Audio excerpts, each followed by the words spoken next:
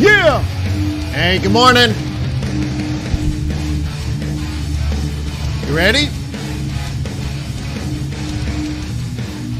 All right. Hey, yo, yo, yo, yo. Welcome to Forex.Today, the YouTube community of more than 20,000 foreign exchange traders. We gather here today to conduct technical and fundamental analysis with the overriding goal of planning our trades in advance. Now, even though we're attempting to lower our risk by planning our trades in advance, trading is nonetheless still risky and not appropriate for everyone. Your past performance, good or bad, is not necessarily indicative of future results, but please, pretty please, stay small, stay humble, focus on the long term, never risk money you cannot afford to lose. Hey, what's up? My name's Wayne. Nice to see you. Hey, what are we going to do today? Well, I just watched the press conference with the Bank of England. They raised 50 basis points. If you want to read the monetary policy statement, it was really fancy. And in the report, they said, well, if you look at chart point 2.3-9, the red line, the blue line, and the yellow line all shows that we have no idea what's going on and what we're going to do next. So that's my interpretation of their press conference. Governor Bailey and friends went very academic and explained using charts that they don't know what's going on. And they don't know what to do next. Ooh, that's hot. So anywho, that's that. And in a few moments, we're going to hear from the ECB. So we'll get their announcement, and then 45 minutes later, we'll have their press conference. I don't know. That's a full morning, I think. So we'll jam some technical analysis in there. Lots of happened since the Fed meeting yesterday. For many things, we had dramatic moves one way, and now all the way back to where we were. And I'm pretty sure that that's what I was preparing you for. So anyway, so I hope you enjoyed the live stream yesterday. We had pretty close to 100 people, which was really nice. It was good to see everybody. So high five to you. Cool. So what else is going on? Remember, today we do have yesterday we did the Fed. This morning we did the Bank of England. Now we're going to do the ECB. And then tomorrow is non-farm payrolls. I won't be here at Forex.Today. I'll be at the YouTube channel for FX Street. For trade non-farm payrolls live, I don't know what it is now. What is it, 202? I don't know. Oh, look at my hair. It rained on me this morning. Oh, I try to look pretty for you guys. I'm trying to look pretty. Anywho, nice rainy day this morning in Atlanta. So anyways, how about this? I want to help. Why don't you ask questions? You can direct today's agenda as much as possible. I mean, we got stuff to do, but look, the raison d'etre is I want to share my 20 years of experience with you. 20 years of trading Forex. Okay. I did a few other things before that. Yeah. Did a few things. I thought it was going to be a venture. Excuse me. Whoa, too much coffee, too much water. I thought I was going to be a venture capitalist my whole life. I started out as a high-tech entrepreneur. And it was a pretty good start for a young man. I was in Tech Week magazine, the National Post, the newspaper for all of Canada, Inc. magazine, the hot startups issue of, I don't know, 1999 or something, and many others. And so I was well on my way to being not just a high-tech entrepreneur, but then as a venture capitalist, I made over 100 deals happen, funded over 100 deals. So cool. Now, why do I bring that up? Well, I had another life. Imagine that I was in magazines, newspapers all around the world. I was somebody's, and then I found Forex, and I was willing to give everything up for Forex and start anew. Isn't that interesting? Give it all up. I didn't quit a job I hated. I quit a job I loved, but also, sort of my industry reputation went with it because I was just gone starting new in an industry where I knew no one. Kind of interesting.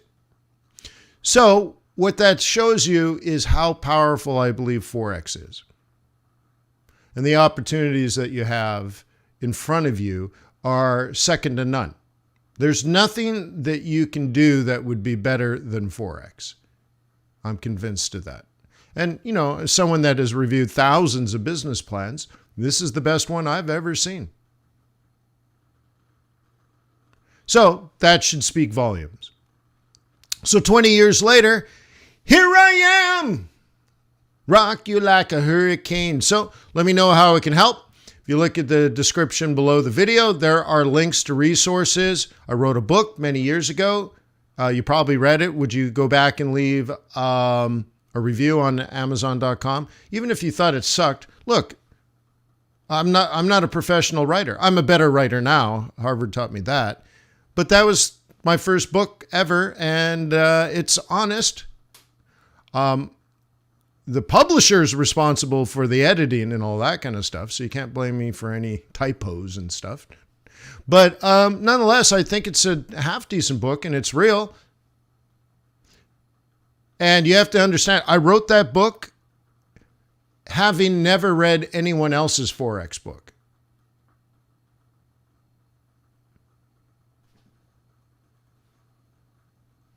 I never read anyone's book on Forex trading. When I started, there were no gurus. So anyways, there was no YouTube. Amazon.com was just a tiny little startup that only sold books.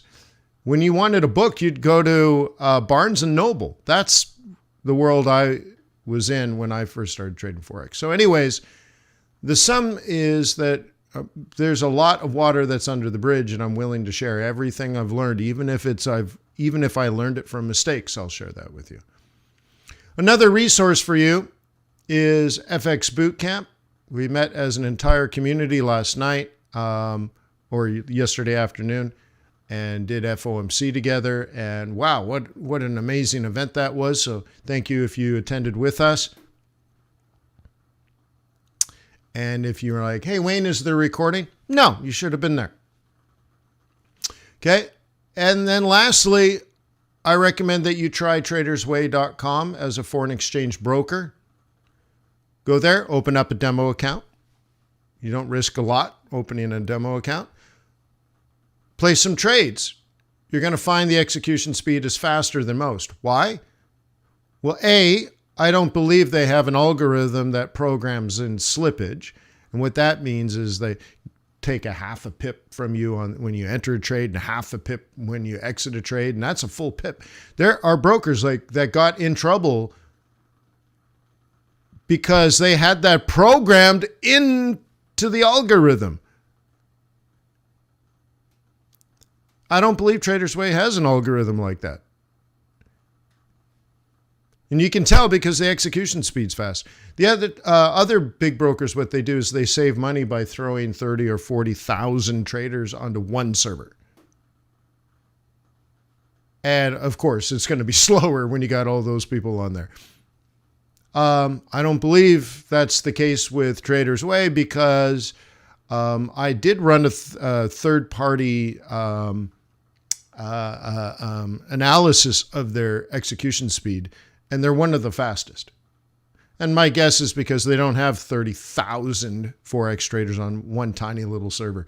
So anyways, cool. So that's great. They also pay good swaps.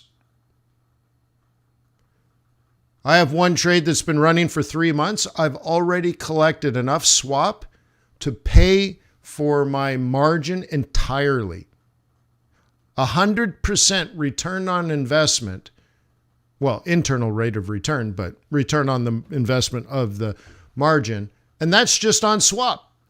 Obviously, I'm collecting a boatload of swap if I can get 100% of my margin back in 3 months. Many other brokers don't do that. They'll charge you negative swap instead of positive swap. Okay, that might be their policy. That might be the policy of their liquidity partners. Nonetheless, you can cry all you want. Trader's Way is better. But ultimately, I trust them. They've earned my respect. So go give them a shot, huh?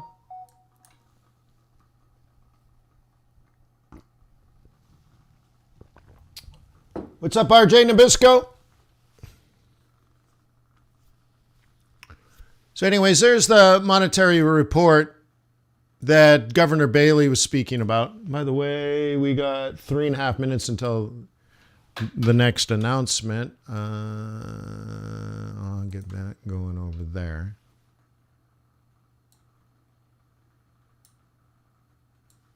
I'll just put this in the corner. YouTube, just ignore that. Okay, so anyways, going over here, he was saying, you see the blue area? And you see the orange line? And you see the gobbledygoo? We don't know what's going on. So that's what the big Bank of England just told us. So cool, man. Cool beans. Lots of great information. So I put the link into the chat twice now. So if you can't find it, whatever. So who'd up next? Euro's up next. Yeah, not my fault, right, Meta?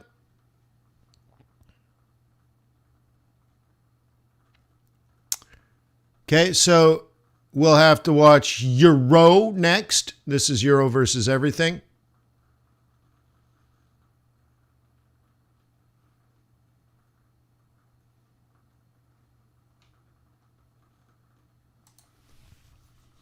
No one knows. Yeah.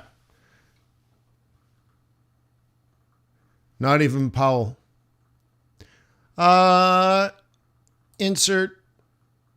I want a new chart. Newbie. And it doesn't matter that it's Euro because what I want is...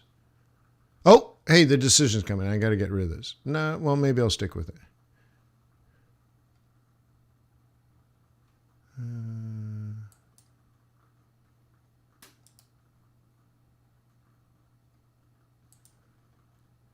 Okay, imminent.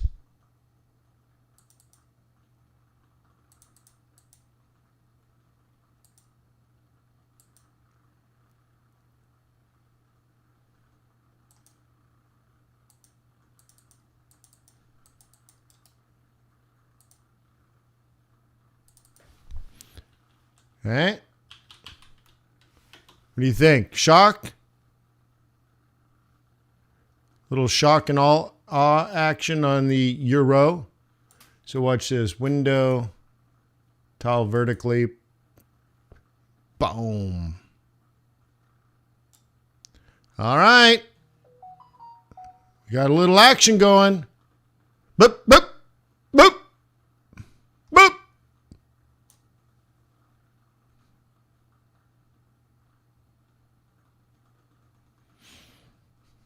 All over the place, all over the place. A little bit of strength on the Euro.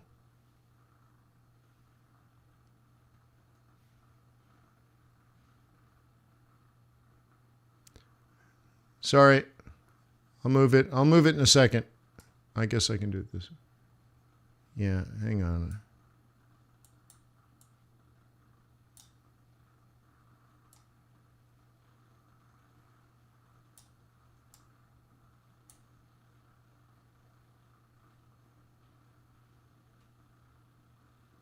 ECB hikes interest rates. Yep. I got to update this. Hang on. Maybe that's better. Yeah, I think that's better.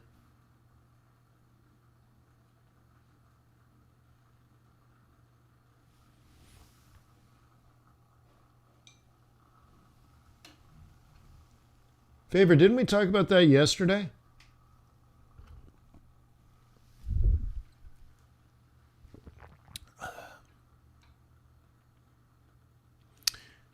So just looking at the initial reaction, like Euro Kiwi looks like if Euro wants to be strong, that's going to be a good one. Okay. What do you think? That could be possible. Oh, don't spill your coffee wine.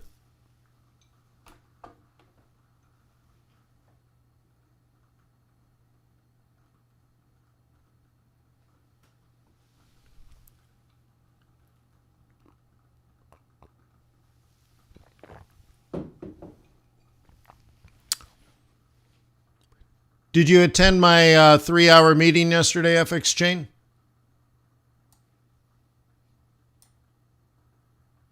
Okay, look at the sideways action. Again, just pretty wonderfully interesting. Both have been quite strong.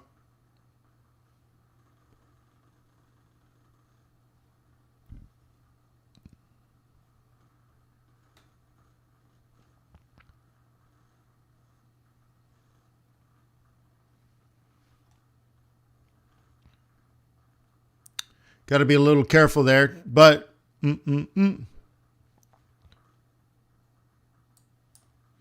have a feeling down the line we're going to find out the China reopening isn't as immediate as everyone hoped and wanted. That maybe in the short run it's not actually that big of a deal, that they're not actually that really open. Okay, what about this?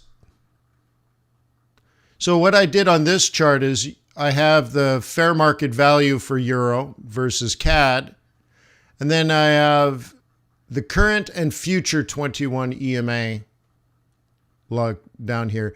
And the future 21 EMA is below the current EMA. Isn't that interesting?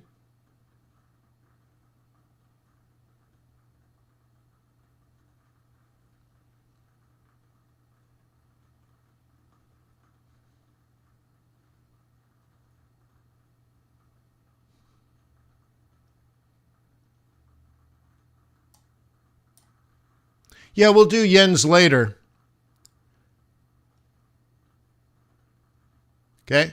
Because that's dominated by YCC right now, and there's just cleaner trades to be making. But just out of curiosity, Kevin, are you buying yen?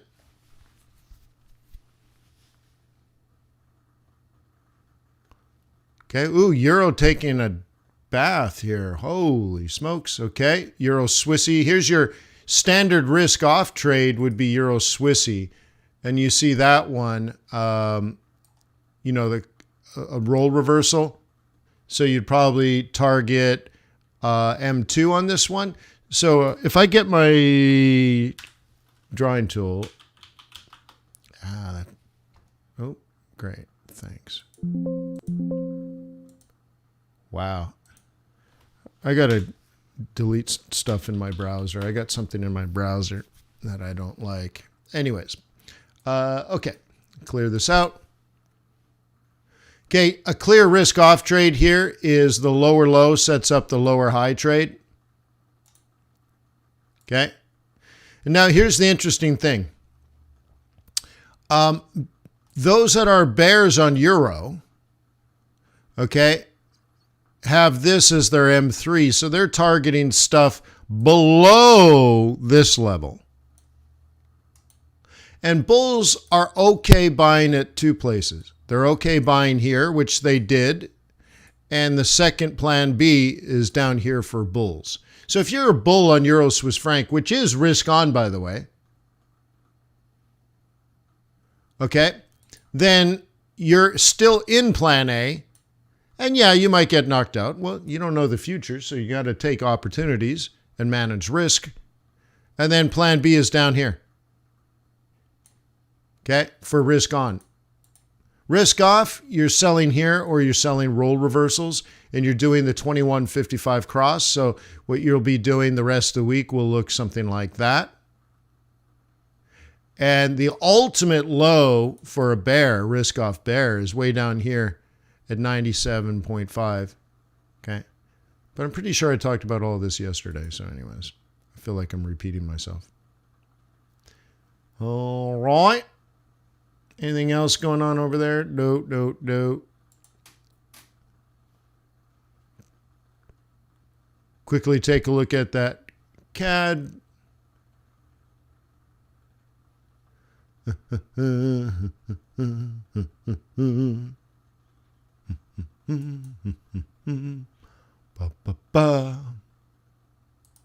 Okay.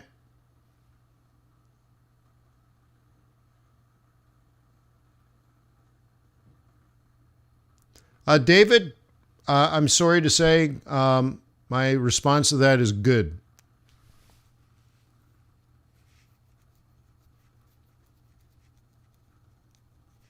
So whether it was $100 account or $1 million account, that's, I don't know, silly. Come on, man.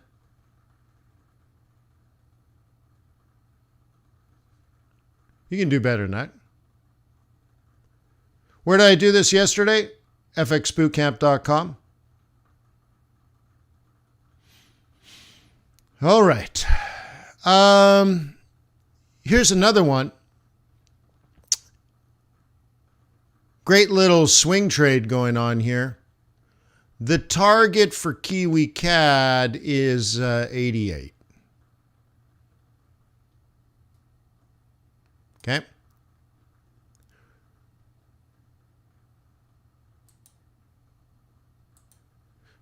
Okay.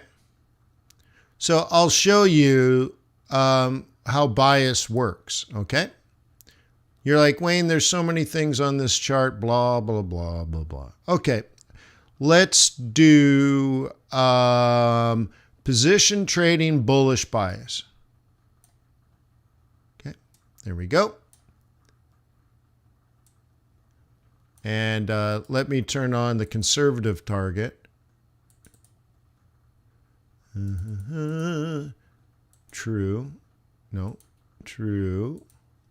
Okay. And I want to update the template so it does that automatically.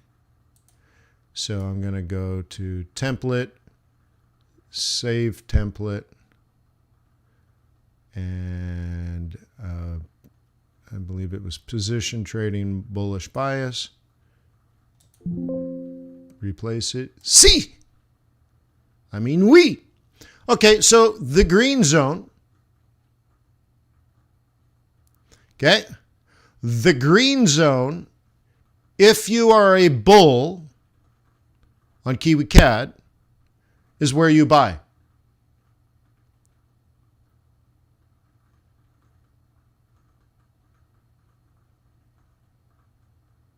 Okay. You see?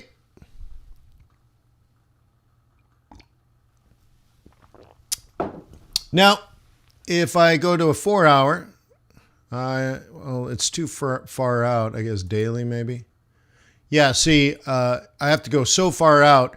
So we're only on the second day of the month, and you can see the profit target conservatively is 88. The aggressive target for the entire month of February. The projected top is 88.79. So a slight higher high, but conservatively a double top. Now, if you're looking at moving averages, you might argue the 21's in control, so it's going to make the higher high. If you think the 55 is in control, you are going to go for the conservative target of double top. Okay. Is that too easy?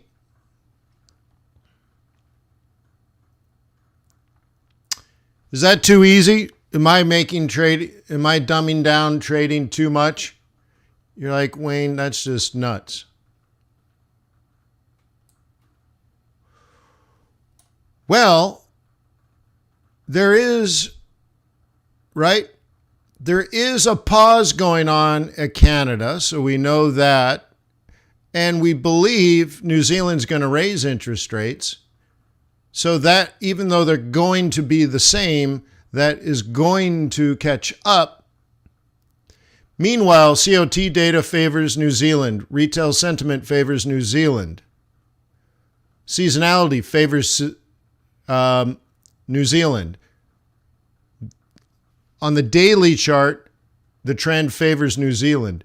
GDP favors New Zealand. Unemployment rate favors New Zealand. And then this negative one, which currently favors Canada, is about to go neutral and favor no one. So that will actually pop that up because the negative, remember, a negative times a negative is a positive. So that actually makes this even better for KiwiCAD. So that might have made you a bull. That now using technical analysis is the buying zone, and your target is between 88 and 89.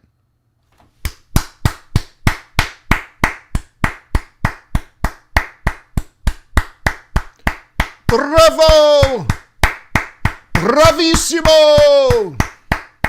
Ay, ay, ay, ay, ay, ay, ay, ay.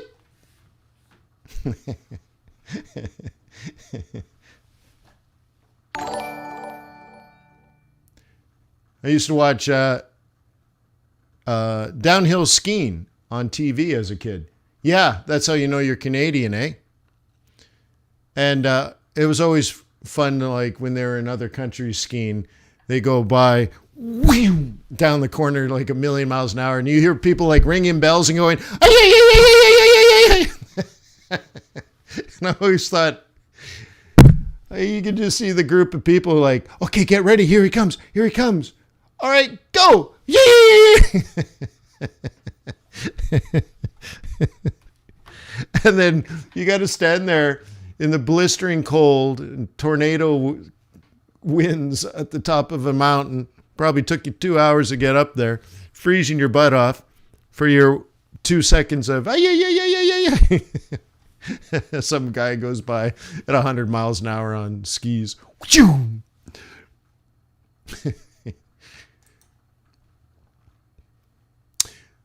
All righty then.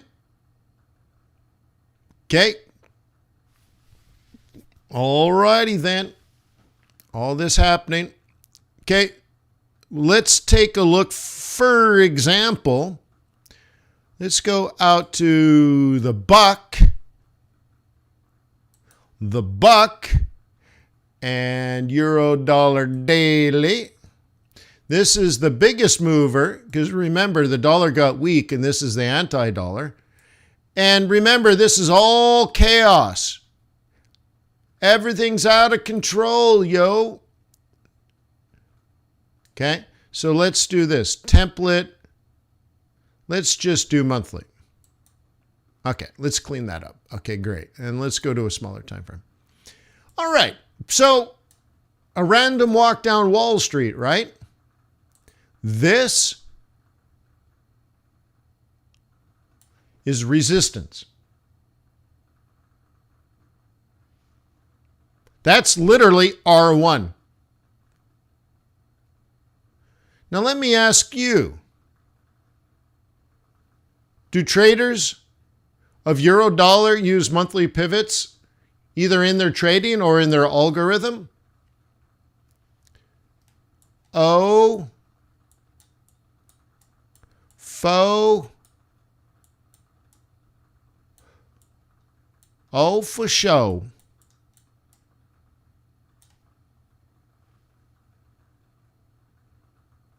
Which conference, Richard?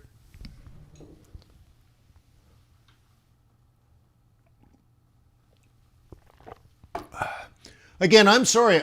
I did a 3-hour presentation yesterday on the FOMC meeting, so I'm just sort of done talking about it. Like, I don't want to talk about it again. I've moved even now past the Bank of England, and I'm now I need to go back and do the ECB research. I mean, we know, right? But I've just moved on, dude. That's such old news. Sorry. Right? Guys, join FX Bootcamp. It's $88 a year. Seriously. David just threw down a gambling bet, $100 bet yesterday on a pound dollar long and got stopped out. Dude, that lasted for you, what, 12 seconds? That $100 at FX Bootcamp lasts a year. Which one's a better use of your money? Which one's going to be more productive, right? So everybody here needs to be a member of FX Bootcamp, right? You know, it used to be $3,600 a year. So now, look, dude, it's priced so that everyone has access. And I hope you take advantage of that. I showed you a little bit of it yesterday. It's college, it's university level information broken down into very digestible pieces. Okay?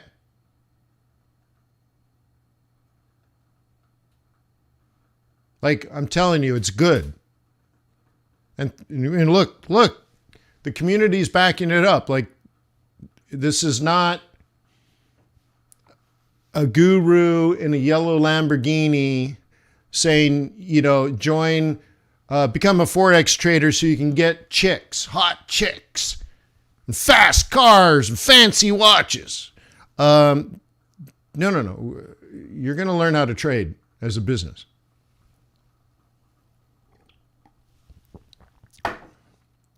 Cool. So get on with it. So anyways, I don't want to talk about the Fed again. Dude, I've spent hours on that. So look, what I'm trying to say is even with the Fed, whatever the outcome, this skyrocketed on the news, hit a line in the sand, and it held. That's right, Ashish. If you join FX Bootcamp, you will be taller and slimmer and funnier.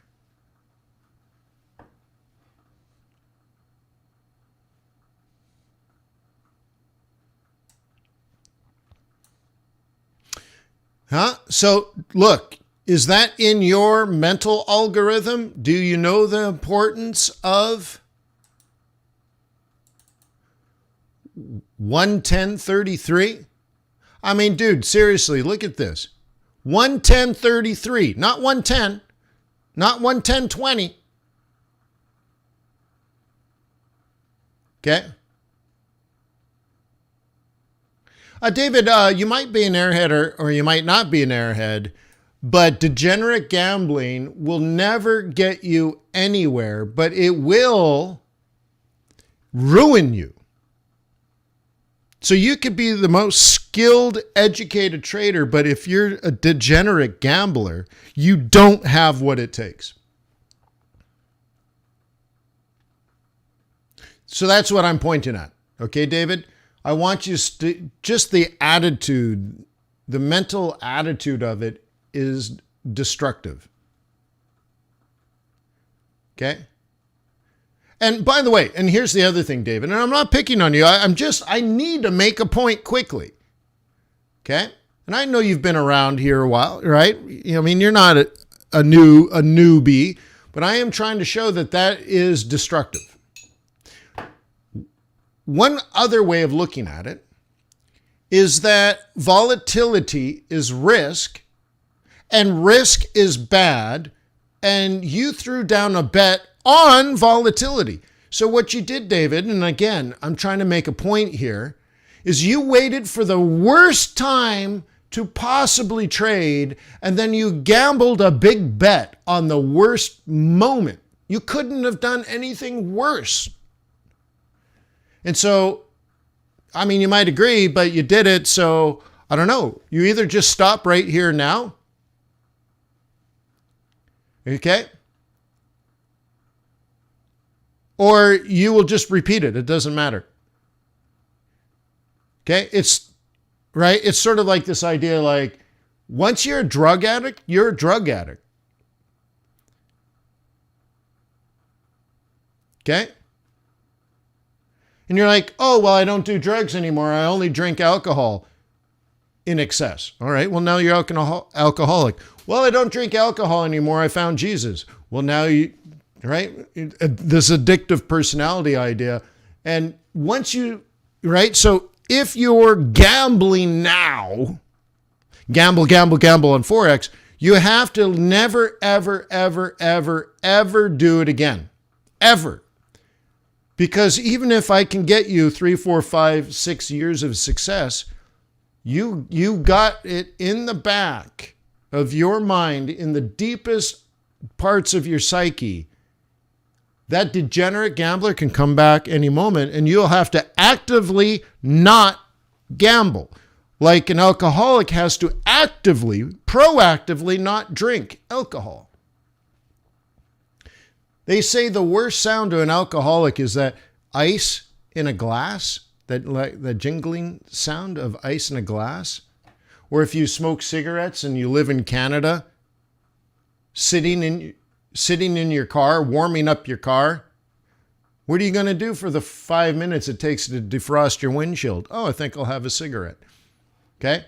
So you either smoke cigarettes or you don't smoke cigarettes. You're either pregnant or you're not pregnant. Okay? And so you got to get there, right? Oh, you're right. It was revenge trading and being honest. I got stopped out long. Blah, blah, blah, blah. Yeah. Okay, cool. Great. Right? But once again, David, right? It's like the alcoholic. He's like, I know it's bad. I shouldn't be drinking. I need to stop this. I think I'm going to go to AA. And great. And the next day he's drunk. Okay? So you got to be careful, is what I'm saying. But thank you for being honest, and thank you for being sort of the guinea pig, because everybody, there might be 10 people here that have done the same thing, but don't have the guts to say it publicly. Okay? So you're the whipping boy, David.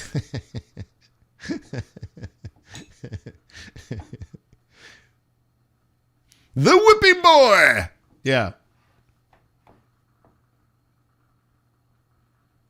Well, you'll always be addictive. So you got to always not be the degenerate gambler.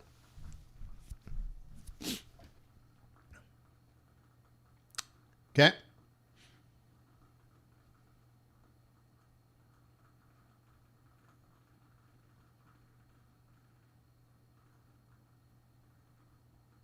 Oh, yeah. When am I launching the super secret, fundamentally based alert system? Next week. I might set up a registration form today. But I got another dentist appointment, and dude, stuff going on. Kevin says, probably cheaper to smoke crack than gamble Forex. Well, it would probably be more fun.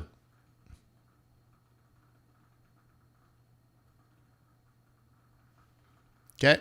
So anyways, I need to make a point one more time to make sure we're all here. The world knew about that number in advance. Remember, we've known this for days, even about a week or so. We had that number. Oh, thank you, Denise.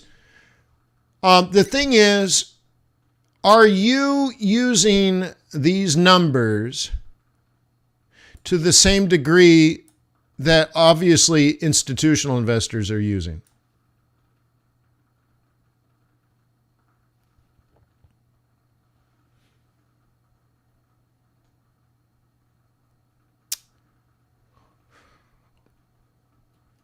How much will it cost? Well, why don't you look on the website? People have been signed up for 6 months. People have paid for 2 years already in advance. They love it so much. I've shown it to a hedge fund manager, and he bought it instantly. He's like, holy crap. I showed it to somebody who ran the Forex department for an entire country, and he's like, oh, it's beautiful. So, and I have an amazing vision for it. This is like caveman level of where this product and service will be in 5 years.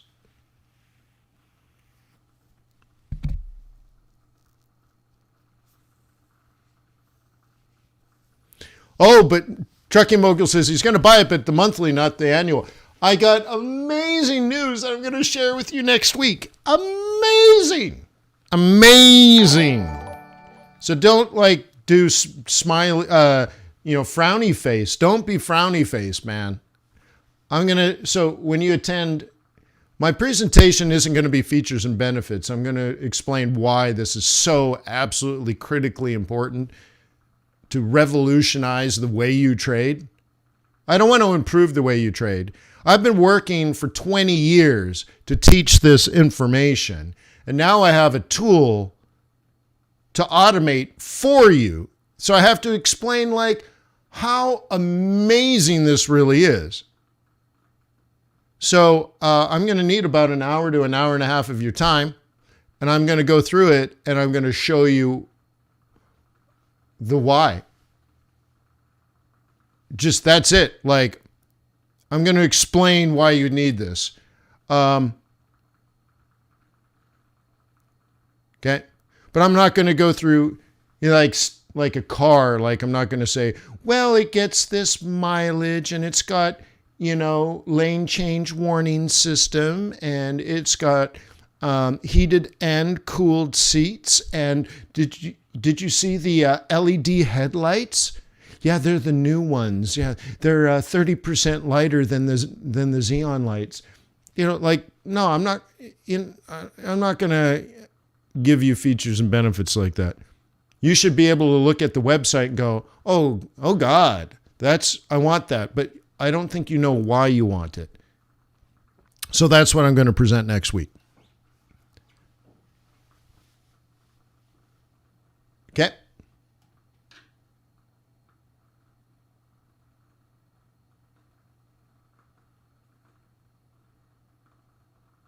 Yeah, a boring salesman, right?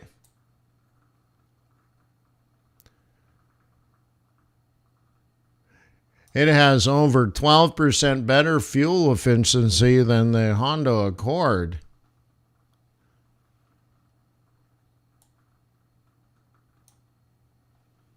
So anyways, so we got a press conference. I got it lined up somewhere. Where's my pressy? Where's my pressy? Oh, no, it's gone. I lost it. Hang on. ECB. ECB. Oh, I'm stuck in a loop. They won't let me watch unless I accept their privacy statement or cookies, but it doesn't present to me the ability to accept it. How funny. So I can't access that, so I'm going to have to go YouTube. See if I can get it there. Oh, there it is. Okay.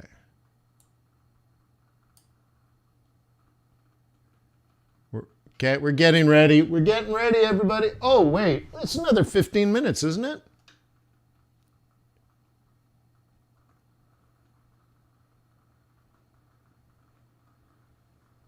Isn't it 15 minutes from now? Oh my God, we got all kinds of time yet. Denise scared me.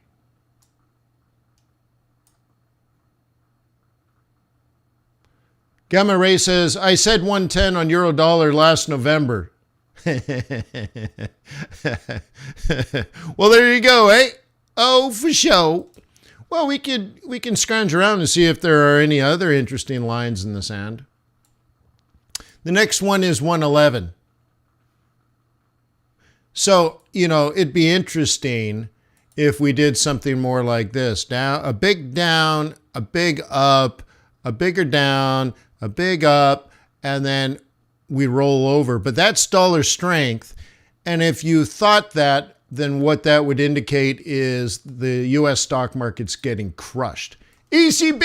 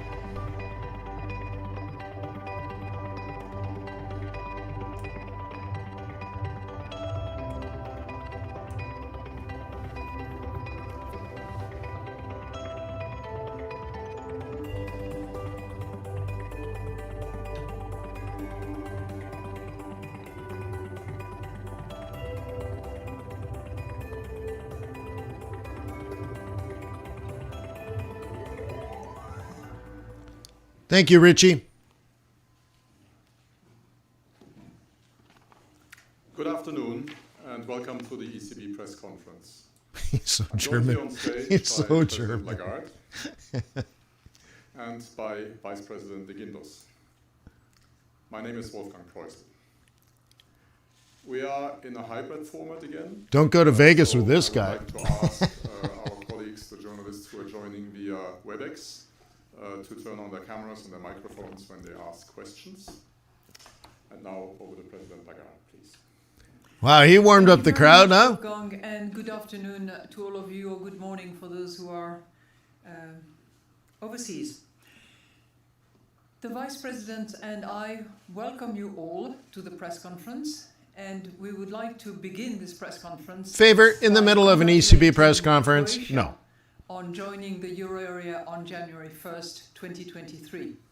We also warmly welcome Boris Vucic, the governor of Vatska Narodna Banka, the National Central Bank of Croatia. We will now report on the outcome of today's meeting. The Governing Council will stay the course in raising interest rates significantly, at a steady pace, and in keeping them at Damn, levels she's that are nervous today. sufficiently restrictive to ensure a timely return of inflation to our 2% medium-term target. Accordingly, the Governing Council today Oh, decided I think to she's not raise used to a the teleprompter. three key ECB interest rates by She typically 50 reads basis from points, paper. and we expect to raise them further. In view of the underlying inflation pressures, we intend to raise interest rates by another 50 basis points at our next monetary policy meeting in March, and Whoa. we will then evaluate the subsequent path of our monetary policy. Whoa, what? Keeping interest rates at restrictive levels will over time reduce inflation by dampening demand, and will also guard against the risk of a persistent upward. Oh, I have to rewind that. in Did she inflation just expectations. announce the next interest rate In decision? any event, Or- our future policy rate What the hell did she decisions just will say? continue to be data dependent and follow meeting by meetings approach. She just said they're going to raise 50 at the next meeting, Also didn't she? decided on the modalities for reducing the Oh, Eurosystem's God. holdings of securities under the I wonder asset if that was a purchase mistake. program. As communicated in December, the asset purchase program portfolio will decline by 15 billion euros per month. I don't think I've ever From heard the beginning of March, a central banker say that. Like, oh, we've already priced in the next meeting. and the subsequent That must have been a pace of mistake. portfolio reduction will be determined over time. Partial reinvestments will be conducted broadly in line with current practices. In particular, the remaining reinvestment amounts will be allocated proportionally to the share of redemptions across each constituent program of the APP, and under the public sector purchase program to the share of redemptions of each jurisdiction She's uncomfortable. across national and supranational issuers. For our corporate bond purchases, the remaining reinvestments will be tilted more strongly towards issuers with a better climate performance. Without prejudice to our price stability objective, this approach will support the gradual decarbonization of the Eurosystem's corporate bond holdings in line with the goals of the Paris Agreement. Decarbonization? The decisions taken today are set out in a press release available on our website. The detailed modalities for reducing the APP holdings are described in a separate press release which will be published at 3:45 local time. I will now outline in more details how we see the economy and inflation developing, and will then explain our assessment of financial and monetary conditions. So looking at the economic activity first. According to Eurostat's preliminary flash estimate, the euro area economy grew by 0.1% in the fourth quarter of... She's really uncomfortable with this teleprompter. While above the December Eurosystem staff projections, this outcome means that economic activity has slowed markedly since mid-22, and we expect it to stay weak in the near term. Subdued global activity and high geopolitical uncertainty, especially owing to Russia's unjustified war against Ukraine and its people, continue to act as headwinds to euro area growth. Together with high inflation and tighter financing conditions, these headwinds dampen spending and production, especially in the manufacturing sector. However, supply bottlenecks are gradually easing, the supply of gas has become more secure, firms are still working off large order backlogs, and confidence is improving. Moreover, output in the services sector has been holding up, supported by continuing reopening effects and stronger demand for leisure activities. Rising wages and the recent decline in energy price inflation are also set to ease the loss of purchasing power that many people have experienced owing to high inflation. This in turn will support consumption. Overall, the economy has proved more resilient than expected and should recover over the coming quarters. The unemployment rate remained at its historical low of... It's amazing. I don't think I've ever seen that before. 2022. However, the rate at which jobs are being created may slow. The Governing Council Unemployment intends could to raise rise interest rates by another 50 basis points in the next policy meeting. Government support I've never measures seen that. to shield the economy from the impact of high energy prices.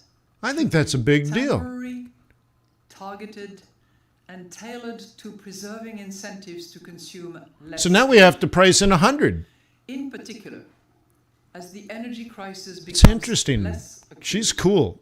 it is important to now start rolling these measures back promptly in line with the fall in energy prices and in a concerted manner.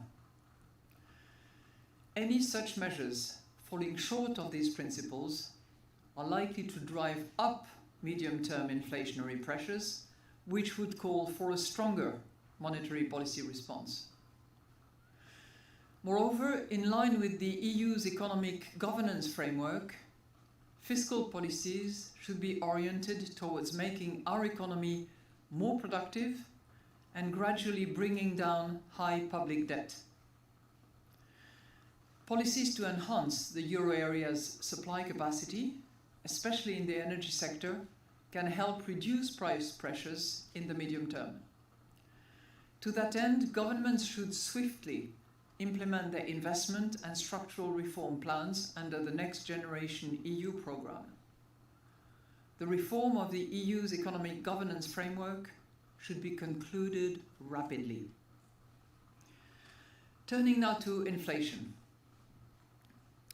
According to preliminary Eurostat's flash estimate, which has been calculated using Eurostat estimates for Germany, inflation was 8.5% in January. This would be 0.7 percentage point lower than the December figure, with the decline owing mainly to a... Okay, Euro Swiss franc approaching the monthly central. Euro dollar kind of back into the role reversal area. Watch that 4-hour 21. Will be significantly lower than expected at the time of our last meeting. Food price inflation edged higher to 14.1%, as the past surge in the cost of energy and of other inputs for food production is still feeding through to consumer prices. I want to see how everything else is doing. Price pressures remain strong, partly because high energy costs are spreading throughout the economy. Dollar strong in the Inflation, moment. excluding energy, Remember, remained dollar's at anti-euro. 5.2% in January, with inflation for Pound stabilizing after the news. rising to 6.9% and services inflation declining to 4.2%. Other indicators of underlying inflation are also still high. Government measures to compensate households for high energy prices will dampen inflation in 23, but are expected to raise inflation once they expire. At the same time, the scale of some of these measures depends on the evolution of energy prices, and the expected contribution to inflation is particularly uncertain. Although supply bottlenecks are gradually easing, their delayed effects are still pushing up goods price inflation. And the same holds true for the lifting of pandemic-related restrictions. While weakening, the effect of pent-up demands is still driving up prices, especially in the services sector. Well, Wages. on the long run, Wages are is the growing ECB supported by robust labor raising markets, interest rates by some another catch-up full to percentage high point? inflation becoming the main theme in wage negotiations. Does that help the European economy expand or Recent contract? Data on wage dynamics have been in line with the December Eurosystem staff projections. Most measures of longer-term inflation expectations currently stand at around 2%, but these warrant continued monitoring. Turning to our risk assessment. The risks to the outlook for economic growth have become more balanced. Russia's there you go. unjustified war against Ukraine and its Then people prices are contracting. continues to be a significant downside risk to the economy and could again push up the costs of energy and food. There could also be an additional drag on euro area growth if the world economy weakened more sharply than we expect. Moreover, the recovery would face obstacles if the pandemic were to re-intensify and cause renewed supply disruptions. However, the energy shock could fade away faster than anticipated, and euro area companies could adapt more quickly to the challenging international environment. This would support higher growth than currently expected. The risks to the inflation outlook have also become more balanced, especially in the near term. On the upside, existing pipeline pressures could still send retail prices higher in the near term. In addition, a stronger than expected economic rebound in China. Well, that was not what I recommended, Trucking Mogul, in my book. And foreign demand. I addressed that in my book. Domestic factors such as a persistent rise in inflation expectations above our target or higher than anticipated wage rises could drive inflation higher also over the medium term. On the downside, the recent fall in energy prices, if it persists, may slow inflation more rapidly than expected, This downward pressure in the energy component could then also translate into weaker dynamics for underlying inflation. A further weakening of demand would also contribute to lower price pressures than currently anticipated WTI, over the medium term. very cool. So let's now look at the financial and monetary conditions. As we tighten monetary policy, market interest rates are rising further and credit to the private sector is becoming more expansive. Bank lending to firms has decelerated sharply over recent months. This partly stems from lower financing needs for inventories, but it also reflects weakening demand for loans to finance business investment in the context of a steep upward move in bank lending rates and a considerable tightening in credit standards, which is also visible in our most recent bank lending survey. Household borrowing has continued to weaken as well, reflecting rising lending rates, tighter credit standards, and a sharp fall in the demand for mortgages. As loan creation decelerates, money growth is also slowing rapidly, with a marked decline in its most liquid components, including overnight deposits, only partially compensated by a shift to term deposits.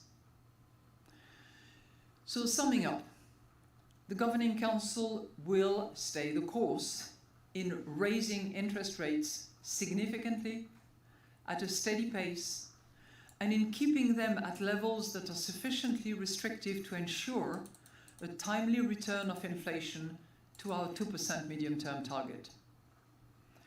Accordingly, we today decided to raise the 3 key ECB interest rates by 50 basis points, and we expect to raise them further. In view of the underlying inflation pressures, we intend to raise interest rates by another 50 basis points at our next monetary policy meeting in March, and we will then evaluate the subsequent path of our monetary policy. So Kevin, Keeping Euro interest rates CAD, at restrictive yeah. levels, Euro yen, even more so. Euro Aussie, demand, even and more will also so. guard against the risk of persistent Euro upward Kiwi, in inflation expectations. Euro Swiss franc, Moreover, Euro dollar. at the beginning of March 2023, the APP portfolio will decline. But you could probably do at a better than measured Euro and CAD. predictable pace, as the euro system will not reinvest all of the principal payments from maturing securities. Our future policy rate decisions will continue to be data dependent and determined meeting by meetings. We stand ready to adjust all of our instruments within our mandate to ensure that inflation returns to our medium-term target. And we are now ready to take your questions. Thank you, President Lagarde. And the first question for Jana Rando of Bloomberg News. Jana, please. See, you're probably better off here. Bloomberg, good afternoon. Good afternoon. I was wondering if you could give us a little bit about or can you tell us a little bit about the flavor of the debate that preceded today's decision to raise I don't know, interest rates trucking. by 50 It's not basis points my in book. March. I only wrote it. I'm interested in knowing whether there were any calls to commit for longer, potentially. Honestly, I have no idea how much the book is. I think it's way too expensive. Given that you also say that your decisions are data dependent. That would be my first question. And the second one, I'm interested when you say the subsequent policy path will be decided in March. Are we just talking about the pace of rate increases, or could one potential conclusion also be that you have already reached the peak in interest rates at that time? Thank you. Thank you very much. Those are really good questions to try to explain our decision. And I would just remind you that our decision is not the decision for March. We're taking a decision as of now, which is to raise all 3 interest rates by 50 basis points. I would characterize our good discussions with an enlarged Governing Council, given that we are now 26 around the table, I would characterize them as marked by the sign of continuity and consistency. And I know that I have repeated that in the course of the monetary policy statement, and I have said it before, but the expression "we shall stay the course" or "the governing council will stay the course" is a good way to express that double principle of continuity and consistency. Continuity. Continuity, because we were very clear in December that in all reasonable scenarios, significant rate increases would be needed. Would be needed for what? To bring inflation back to the 2% medium-term objective that we have in a timely manner. And we also made it clear that this would require rates to rise to sufficiently restrictive levels, and that rate increases would happen at a steady state. So we are really Hey, did you hear the steady state? making that decision. She's talking about the solo growth in model. that continuity that I have tried to explain. Steady state, we increased rate by 50% in December. We increased rate by 50 basis points in early February. And we intend, which is a strong word, it's not an absolute, irrevocable, unconditional commitment, but it's a strong word. We intend to raise by 50 basis points. And that is what was meant in December by this steady state reference that you find yet again in the monetary policy statement. So this has been the continuity. Where we have consistency is consistency with the communication that we had back in December and with any communication that I have expressed ever since. And it's totally consistent with the view that we reached in a very, very large consensus today. That Thank you, Mike. this time around, it should be Thank you, Dwayne. intended to be 50 in These March. are all recent. Now you will say, well, yes, but what about after March? Does that mean that you have reached the pinnacle? Thank you, Roderick. No. Thank you, Mike. No. We know that we have ground to cover. We Richard, know that we are not done. Bronco Driver, appreciate What we're it. saying is that Denise, thank as we you. will receive projections, we will need to assess what rates, what level, at what Awesome. pace it will be needed in order to do the two things which in my view are embedded in my expression stay the course. The first one is to raise significantly into too restrictive levels, and two, stay there for sufficiently long so that we are confident that at those rates This is so cool, isn't we it? will actually deliver the 2% objective medium term that we have set for ourselves and which is delivering on our mandate. So those were the themes that we debated. I have to tell you that there was Very general cool. agreement on the fact that the 50 basis point this time around and the 50 basis point in March were legitimate on the basis of, particularly in March, of the underlying inflation pressure that we know will continue. I promise my I think next where there book's was going to be more discussion like and 25 not bucks. Full agreement was on the way in which we communicate it. But on the overall monetary policy statement that reflects our discussions and our decision, there was a very, very large consensus. So I hope I have addressed I your thought it might be two Maida. important questions. Thank you for leaving the review. Thank you, President. The second question goes to Balazs Kovani of Reuters. I like the one where people are showing the book in their hand. We used to have more. I guess they were taken down. Thanks for taking my question. That'd be interesting if When the guys Amazon's back in been Davos, you said taking that down they should reviews. revise their positions if they don't believe that you're serious about inflation. But markets are again doubting you because the reaction to this decision was for financial conditions to actually ease a bit and expectations to come down. So what would you say to doubters today? And when you just told Jana that you have ground to cover, we're not done, are we correct to interpret that more rate hikes are coming beyond March at an unspecified rate? Is that what you meant? The second question is about the signals that you're sending. I mean, gas prices have come down to pre-war levels. Oil is down by a third since the summer. Your lending data is showing the biggest lending crunch since the debt crisis. Growth is at a standstill. There are lots of deflationary or at least disinflationary forces in the economy. So why would you set a guidance without having seen your projections?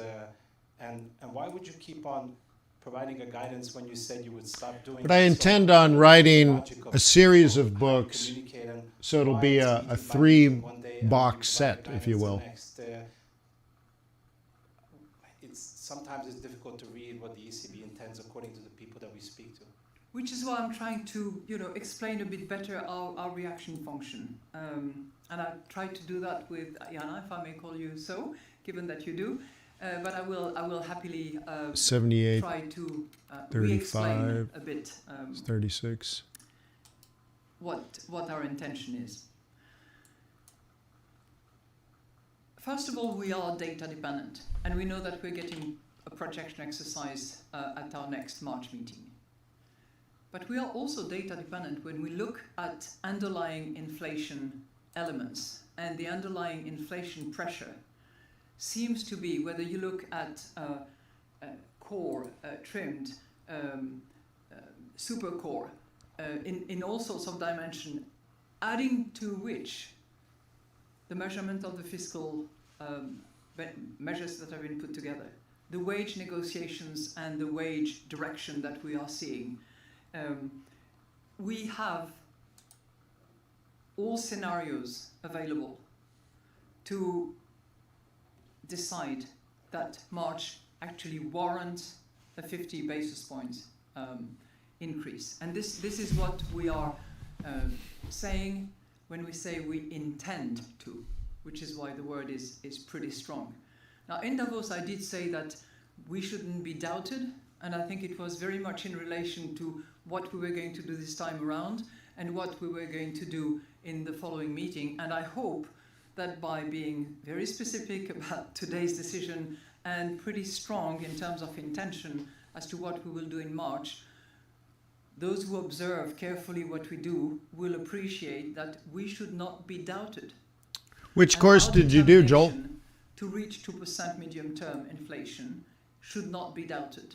And our determination to raise rates sufficiently significantly in order to move into restrictive territory should not be doubted.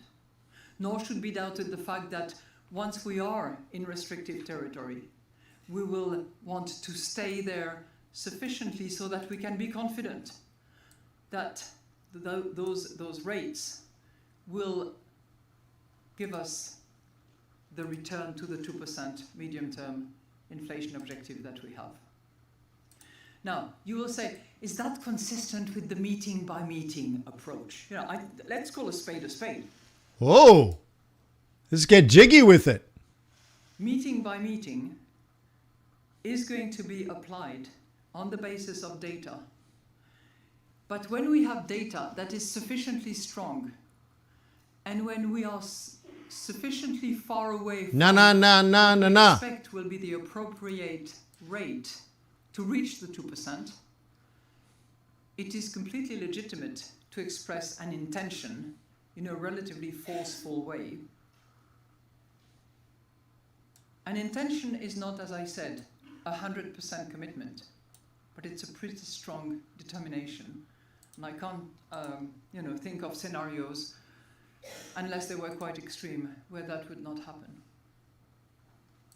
Thank you, President. The next question goes to Annette Weisbach of CNBC. Oh, right on. President Lagarde, thank you very much for taking my question. I have one question on whether you also... Kevin, it probably expired. You just... Of, your now policy just join again. Substantially, and it's only $88, so it's cheaper than it used to be. Real estate sector and what it You're could welcome. also mean for the banks and balance sheet and consumption going forward. And then my second question goes on to QT, quantitative tightening. Perhaps you can explain a little bit more what you think you want to achieve with it, and whether there is also discussion to accelerate it and use it as an efficient policy tool. Thank you very much. You know, the occasion of this meeting was a very We've added way to try probably to 2 or 3 more courses in there, consequences of our most recent Kevin, and dropped the price to 88 and it was bucks. so because we had the bank So. lending survey, which really helps appreciate how banks themselves see the rates that they will be offering, depending on whether they offer financing to corporates or to households or for consumption purposes. And it's also a good opportunity to have them assess for us in that survey whether they are going to tighten terms and conditions or not. Final point that we draw from those bank lending surveys that I'm sure you had a chance to look at as well is how they see the risk assessment proceed and develop as the situation evolves. And I would say that all that we are seeing, which is a tightening of the financing terms and conditions. This is the Australian higher stock market. rates, in across the various sectors of lending, is actually good transmission of our monetary policy. It's not the entire transmission, because by the time the investments is possibly reduced, financing is more expensive, impacts will channel through into the real economy. But we can tell that there is transmission of those rates already. And that was part of the propositions that we had, obviously. We are hearing the banks, and we have good dialogues with the banks on impacts that all our measures have. Our measures have impact on interest rates as well, in a different direction. So we are attentive to that, and of course we are attentive to financial stability, and this is something that comes into the decision-making process that we follow. But our objective is to reduce inflation, not just to reduce inflation, to drive it down to 2% in the medium term. So, Kevin, are you going to renew your membership? There will be consequences. There will be secondary effects as far as banks are concerned, inevitably. Now, you asked me also about what I would call the balance sheet normalization. And I would preface that with the fact that in the current circumstances, our main tool is, of course, the interest rate. Right on, Lowell.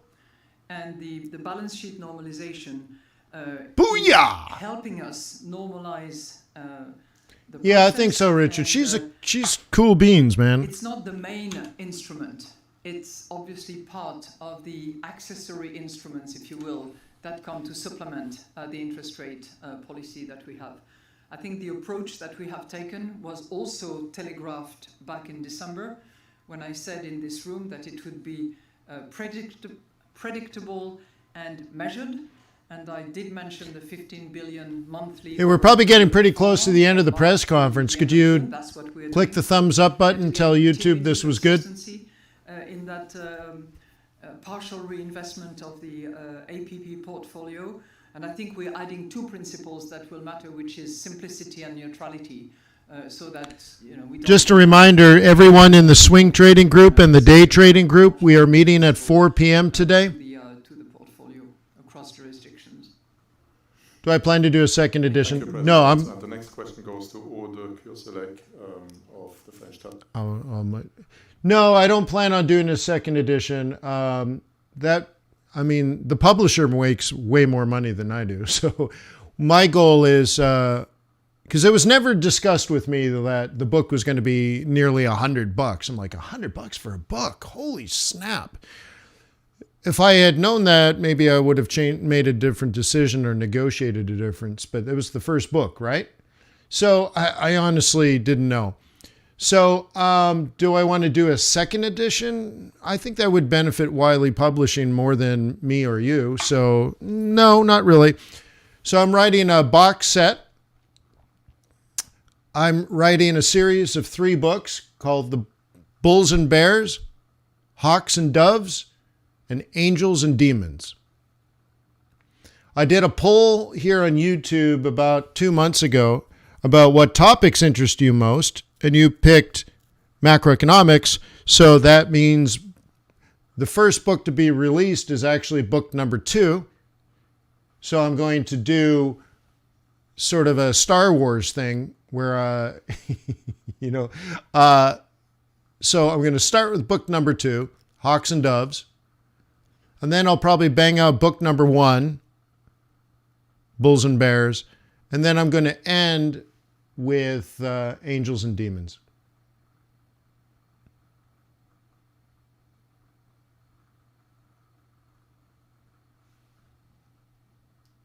And I'm going to try to price them like $25 or whatever. I have to look at all the costs, but I'm not trying to make a bunch of money selling books.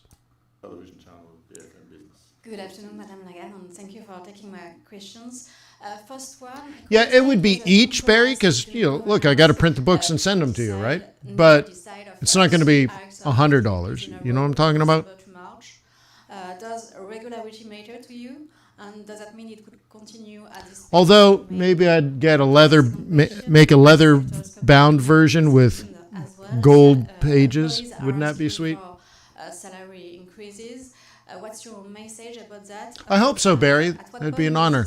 Increases become dangerous with the risk of entrenching inflation. I'm going to do a launch party in Cuba. Well, thank you for your question. Any decision is the fruit of a compromise. And the beauty of the Governing Council is that all governors are passionate about the rational Right on, Dwayne. analysis, the hard econometric work that is behind what we do. And some take particular views, others other views, and they come to these meetings informed by their staff and by the work that they have done at home, within the Eurosystem, but in the national central banks. And the beauty of the exercise for me is to see how they can coalesce towards solutions. I also will need your help promoting it. Recommended by our chief economist, Philip Lane, that I fully support, and that inevitably have elements of compromise. I'm an egotistical maniac. Compromise is the rule of the game. So one goal is to the fact that we're riveted get on the Wall Street Journal bestseller list. and that we know So if that you can we help have me to do stay that. the course because we are not done. Your second question had to do with the wages. I'll be the first idiot to sell It's a 5,000 books in a truly week important, and not make any money. aspect of inflation. It's a component that plays a critical Obviously role an in the service egotistical sector, maniac. which is far more labor intensive, Megalomaniac. and where we are looking and scrutinizing evolutions, both in terms of negotiated wages at collective level through unions and manufacturers associations, but also we are trying to really dissect as much as we can, and we have built, as you know, a special wage tracker that now includes 9 countries of the 20 members of the Euro. I mean, seriously, look at those earrings. critically Like, important. she's And, killer, man. we know that there is an element of catch-up. Her that jacket at is play custom now, made. because She's got a most silk recent numbers were blouse on with the inflation silk numbers scarf. matter. She's wearing The dangling fact like that it went down to giant $1 million earrings. that it went down to Like, 8.5%. she's in boss. in respect of those anticipation by unions or by workers, is better in a sense, but it's a critical component that we will be looking at. You know what it extremely is, carefully. Barry? Look, And I think it's let me do this. If you see in my camera, we were talking about this yesterday in the day trading group, so it's still on my, oh, I guess I can switch my view, huh? I can do this. All right, we'll move. We were talking about this book yesterday in the presentation yesterday. I'm like, here's Milton Friedman. He's dead. But he spent 40 or 50 years, maybe even longer, 60 years studying economics and governance of society and right? And the effects of policy on society and on the economy. Look at this, right? Just page after page, his thoughts and all the stuff he learned through his research. And his advice to you and to society today. He's dead. He's dead. Do you think he wrote this book so he can make a bunch of money? Get a yellow Lamborghini and a Rolex watch? No, he's dead, and I can read his mind. It's right there. Tell me, Milton Friedman, what happens when the government prints a bunch of money by issuing lots of debt and then putting the money into unproductive projects? Oh, you get inflation. Oh, okay. Now, sometimes that happens where a pandemic and the government needs to spend a lot to help society. And the government has the ability to raise money by issuing debt. Okay, great. So if you do get hit with rampant inflation, Mr. Milton Friedman, what did your research of 60 years of economic data tell you? Oh, well, the government should raise taxes and pay down the debt, and inflation will fall. Oh, great. Forever. The same way I can read Adam Smith's Wealth of the Nations. Look at this. Oops. Okay. Adam Smith. This is the first edition of the Harvard Classics 5-foot shelf of books. Okay. This is the first edition. It's museum quality.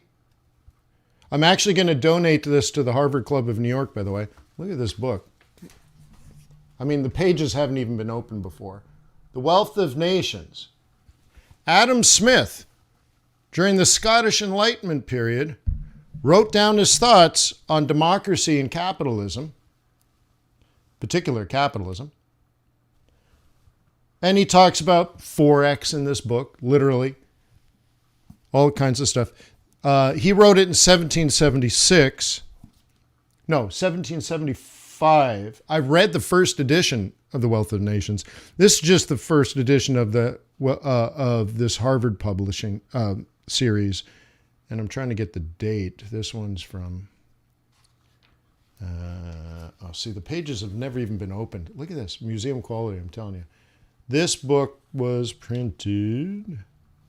not 1776. Boy, I can't even... It's not even... Where is it? It's incredible. It's incredible. The pages have never been opened in this book. And I've forgotten the year, honestly. Oh, 1909. This book has never been opened, and it was printed in 1909. Anyways, that's number 10. So this will be in a museum soon. I'm donating it. I can read Adam Smith's mind. Now, why is it important? Well, when the Revolutionary War in the United States in 1776 was completed, okay, Washington and everybody else that was part of this, Benjamin Franklin, for example, they all got together and they used this book, not this one, but The Wealth of Nations. They used Adam Smith's thoughts to design the U.S. economy. Was Adam Smith wanting a Rolex and a yellow Lamborghini and girls in bikinis? No, I don't think so. Maybe. Okay. So to me, that's more like, before I die, I want to put some thoughts down. Because when I'm dead, you can go back and we can be together.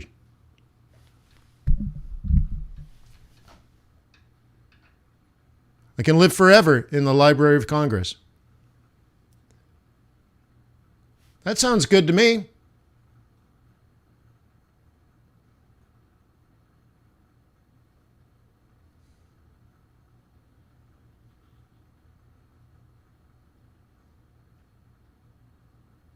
You know? So anywho, that's that. So we'll end it there. By the way, I have the complete set of that, and most of my books look like this. Oh, I can't even get it up. Most of my books look like this. Telling you, this donation. I started the process, but I haven't followed up for a while. Look at this. Most of the books haven't even been exposed to air. This book, I don't even know what's inside this paper.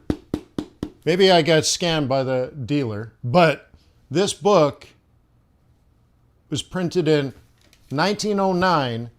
It's never been opened, never exposed to air or light. This is acid-free paper, museum quality. Isn't that neat?